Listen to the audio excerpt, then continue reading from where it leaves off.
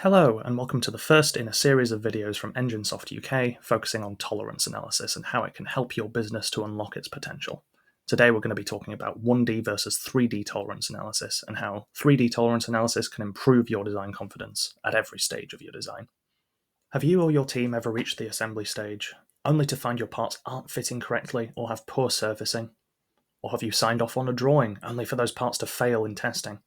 If you're like most teams, you're probably using 1D stackups in Excel or calculating by hand.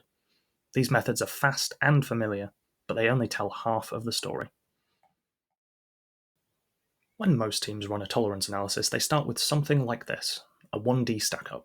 It's a straightforward linear calculation that checks clearances and gaps along a single chain of components. It's quick, familiar, and good for early estimates.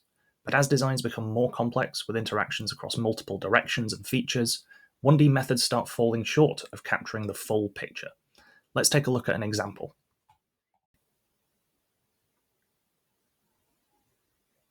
Here we see three rectangular blocks stacked up in a line. Each of the blocks has a tolerance applied along the axis of the stackup.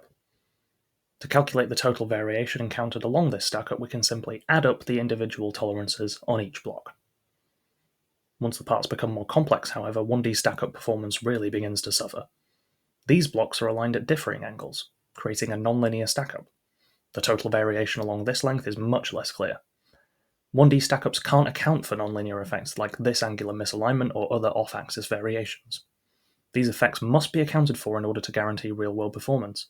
Without these insights, what begins as a design oversight can quickly grow into missed delivery deadlines, increased production costs, and delayed time to market. This is where 3D tolerance analysis comes in. 3D tolerance analysis utilizes real-world geometry and assembly constraints to give a full picture of variation contributions. It shows you how your design actually behaves, not just how it looks on paper.